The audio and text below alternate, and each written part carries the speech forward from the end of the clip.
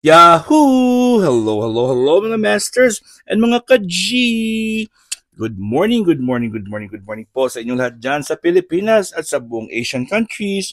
At kung saan man kayong lupalop ng ating daigdig, ay hayaan niyo muna kami ni G, the green, girly, cutie patuti iguana, nabatiin po kayo ng good morning, good noon, good afternoon, good evening at good night po sa mga ready ng matulog. At welcome po sa ating last day sa ating topic for today, which is the sources of salt and how to cut back. So, kahapon po, unfortunately po ay hindi po ako nakapag-premiere, pero nakapag-live naman ako. The same 12 minutes din po. So, paki-review na lang po yung aking live kahapon. Still the same ang title po, G and Daddy, Health and Lifestyle Tips. Hindi po ako nakaabot ng aking video recording.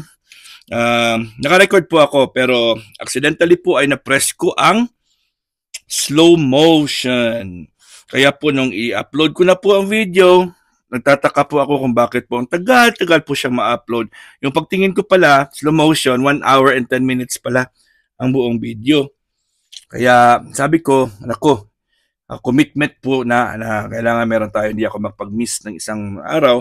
Kaya nag-drive talaga ako pa uwi. Dumayab ako ng pauwi sa bahay namin para po makapag-live. At syempre maraming salamat po sa mga on the spot po na nanood at nag-replay.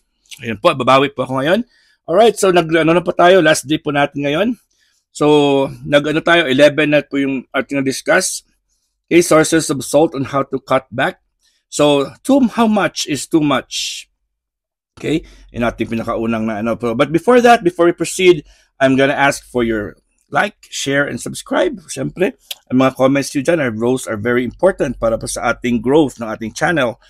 And hingin ko muna ang iyong thumbs up po sa mga hindi pa naka-thumbs up. Alright. So, thank you so much po sa mga nag-thumbs up at mga nag-like, share, and subscribe. And of course, let's proceed to our topic. Okay? So, how much is too much? Yung pinakauna, number 1. Number 2 is, na-discuss po natin, is the check labels. Number 3 is read the ingredients. Number 4 is frozen meals. Number 5 is canned soup.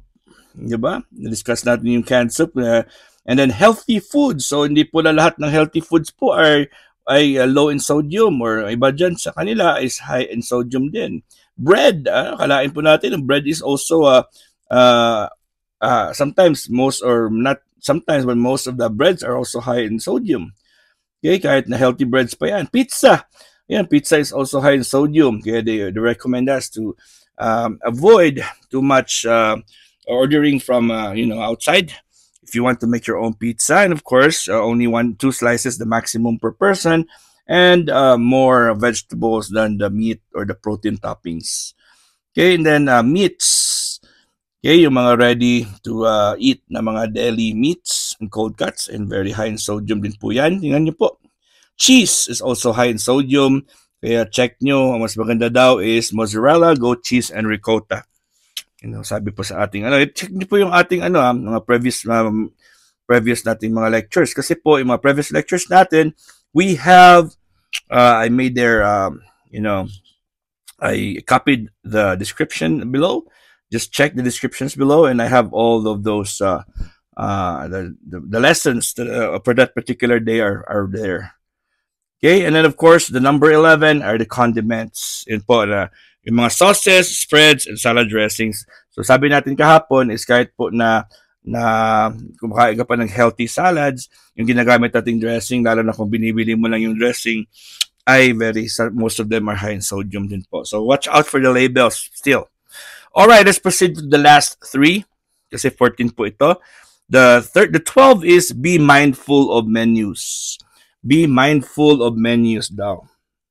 Gustong-gusto talaga ako ni G. Hello ka no.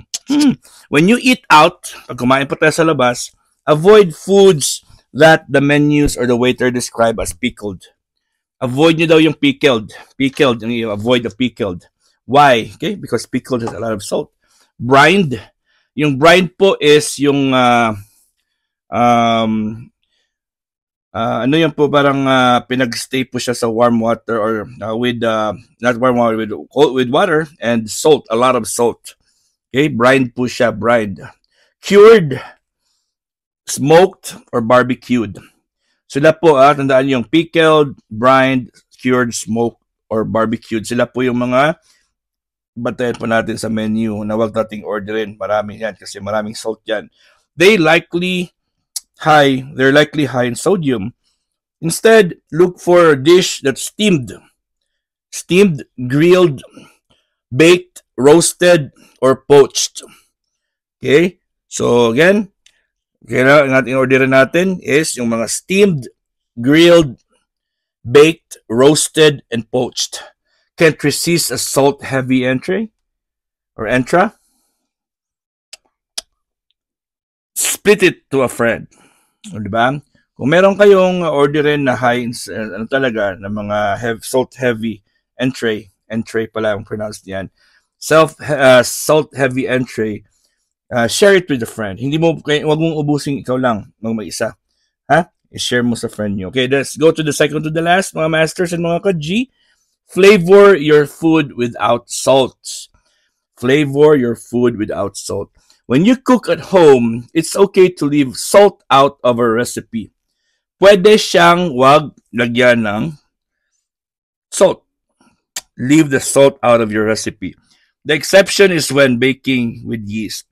Siyempre, pag may baking ka, nagbe-bake ka gamit yung yeast, gamit din ng konting salt. Kailangan ng salt dyan. Instead, load up on fresh herbs, plenty of spices, garlic, and onions. Instead of the salt shaker on your table, opt for a ground black pepper or freshly cut lemon. You can squeeze on your food. Okay? You may not even miss the salt. Kasi ibig sabihin, pag meron kang ground black pepper or lemons, kahit walang salt po, kayang-kaya mo yan. Okay, so the last but not the least, mga masters, is be careful with salt substitutes. Be careful with salt substitutes. Salt substitutes. Swap out sodium chloride for potassium chloride. Naku, instead na sodium chloride po ay ginamit nila potassium chloride. You won't taste a difference. Pareho pala sila. But talk with your doctor before you try one. These products boost your potassium, which can be harmful if you have high blood pressure, diabetes, or liver or kidney disease. Ito pa sa may mga diabetes at high blood pressure at kidney problems. Okay? Watch out for products that says they're potassium chloride. Okay? Instead of sodium chloride. Mas ano pa na sila. Very harmful po siya. If you're healthy, your body will get rid of extra potassium with no problem. Iihi lang po natin yan. Fake salts can also keep some prescribed drugs from working as well as they should. So meron po siya mga fake salts na kung iti-take po yan, meron mga prescribed or mga maintenance drugs na hindi po siya ma-absorb ng ating katawan. Okay? So ang problema po dyan is it will make your medication not work properly if you are taking those fake salts. Okay? So those are the 14 na discuss po natin. All right. So healthy uses for salt. Ayun po, yun naman ang next natin. Okay? Meron pong 12. So i-discuss naman natin yan bukas. Sa starting bukas po, yun naman ang topic natin. Healthy uses of salts. Alright, mga masters and mga ka-G, let me take this opportunity po to thank all of you for really, really supporting and for being active and sharing and, of course, liking my vlogs. Of course, G is very happy. She is one of the luckiest and the most blessed iguanas in the world because G is having a great time with Daddy Master Worm. Of course, with you guys, and thank you guys for mga masters. Thank you for supporting Bahay Kulitan, of course, and of Team Puyaters. And sa lahat po na nandito to whatever teams you may be or you have, deep from the bottom of our hearts, the Bahay Kulitan and the Team Puyaters are really, really happy and really blessed to have you guys. And I hope to see you in more of our projects and more of our shows. And I would like to invite each one of you later.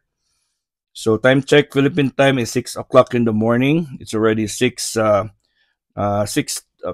It's already 6:12 in the morning if the premiere plays on the right time. And we have at least less than 5 hours more to go.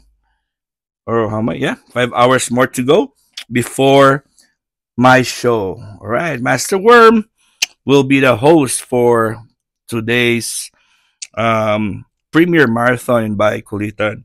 And that's about 11 in the morning, Philippine time. And that's a 5 hour show. And that's all. Join me and we'll have fun. We'll sing. We'll watch videos from my teammates, from the participants of the premiere marathon of Baikulitan. And after that, we have three more hosts that will, of course, show their talents in hosting and singing and sharing their talents. And of course, we also have a singing, it's going to be a singing live stream for these four hosts. So it's me, Yams OFW Vlogs, Bombs 2.0, and Merle Estani Vlogs. So, right, mga masters and mga ka-G, si G po natin ay very, very excited na bumalik po sa kanyang bahay. Kaya po siya ay, here we goes, she's gonna jump back to her own house. And she said that she is hungry. Are you hungry, G? Alright, sa mga masters and mga ka-G, hanggang dito lang po tayo. Maraming salamat po sa inyong full love and support. And this is G, the green girly cutie patuti iguana, and your one and only Master Worm, and God is great. Yahoo!